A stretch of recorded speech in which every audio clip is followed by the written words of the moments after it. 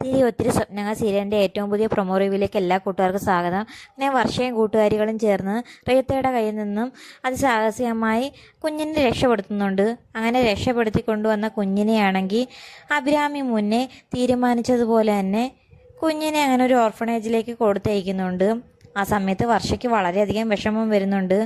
എങ്ങനെയെങ്കിലും വിവേകും അഞ്ജുവൊക്കെ പറഞ്ഞ് സമാധാനിപ്പിക്കുന്നുണ്ട്.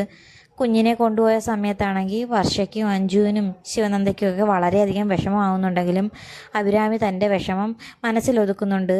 എങ്ങനെയെങ്കിലും വിവേകിൻ്റെയും വർഷയുടെയും വിവാഹം യാതൊരു തടസ്സവുമില്ലാതെ നടക്കണമെങ്കിൽ ഈ കുഞ്ഞൊഴിവാകണമെന്നും അഭിരാമി തീരുമാനിക്കുന്നുണ്ട്. ഈ കുഞ്ഞുണ്ടെങ്കിൽ എന്തെങ്കിലും കാരണത്താൽ വസുന്ധര വിവാഹത്തിൽ നിന്നും മാറിക്കഴിഞ്ഞു കഴിഞ്ഞാൽ ആ സമയത്ത് എങ്ങനെയെങ്കിലും വർഷയും ശ്രീനാഥും തമ്മിൽ കണ്ടുമുട്ടും. അതൊഴിവാക്കുന്നതിനും വേണ്ടിയാണ് അഭിരാമി ഇങ്ങനൊരു ഷാഠ്യം കാണിക്കുന്നത്. വിവാഹം കഴിഞ്ഞ് കഴിഞ്ഞിട്ട് ശ്രീനാഥിനെ കണ്ടു കഴിഞ്ഞാലും യാതൊരു പ്രശ്നവുമില്ല. അതിനു മുമ്പേ കണ്ടു കഴിഞ്ഞാൽ എന്തു ആവുമെന്ന് അറിയാത്തത് കൊണ്ട് തന്നെ അഭിരാമി വർഷയുടെ വിഷമമൊന്നും കണക്കാക്കുന്നില്ല. എങ്ങനെയെങ്കിലും കുഞ്ഞിനെ ഒഴിവാക്കിയത് വളരെയധികം നന്നായെന്ന മട്ടാണ് അഭിരാമിക്ക്. ഈ സമയത്താണെങ്കിൽ വർഷയെ കാണാത്തത് കാരണം കുഞ്ഞ് വളരെയധികം വിഷമിക്കുന്നുണ്ട്.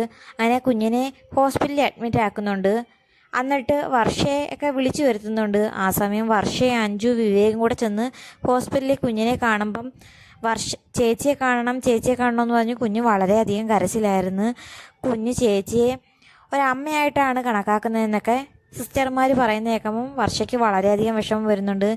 ഈ സമയത്ത് വിവേക് പറയുന്നുണ്ട് വർഷയും കുഞ്ഞും കൂടി ഇനിയും കൂടുതൽ അടുത്ത് കഴിഞ്ഞാൽ ഇവർക്ക് തങ്ങളിൽ പിരിയുന്നതിന് വളരെയധികം പാടായിരിക്കും എന്നൊക്കെ വിവേക് പറയുന്നുണ്ട്. ഈ സമയത്ത് എല്ലാ കാര്യങ്ങളും ശിവനന്ദയൊക്കെ വിളിച്ച് പറയുന്നുണ്ട്. വർഷയ്ക്ക് എങ്ങനെയെങ്കിലും ആ കുഞ്ഞിനെ അവിടെ തനിച്ചാക്കിയിട്ട് പോകാൻ യാതൊരു മനസ്സുമില്ല. എങ്ങനെയെങ്കിലും വീട്ടിൽ എല്ലാവരെയും സമ്മതിപ്പിച്ച് കൊണ്ടുവരാനാണ് വർഷ ആഗ്രഹിക്കുന്നത്. ഈ സമയമാണെങ്കിൽ അഭിരാമിയാണെങ്കിൽ ശ്രീനാഥ് വിളിക്കുന്നുണ്ട്.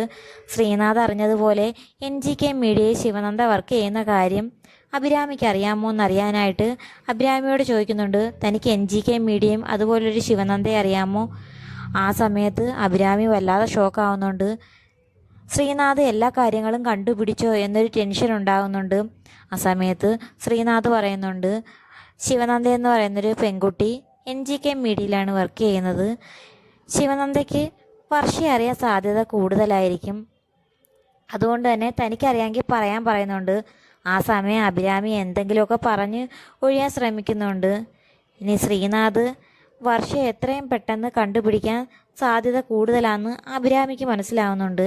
എങ്ങനെയെങ്കിലും ഈ സിറ്റുവേഷൻ ഒഴിവാക്കാനായിട്ട് അഭിരാമി എന്ത് ചെയ്യുമെന്ന് കാത്തിരുന്ന് തന്നെ കാണാം. അപ്പോൾ വീഡിയോ ഇഷ്ടമായ ചാനൽ സബ്സ്ക്രൈബ് ചെയ്യാനും സപ്പോർട്ട് ചെയ്യാനും മറക്കല്ലേ കൂട്ടുകാരെ.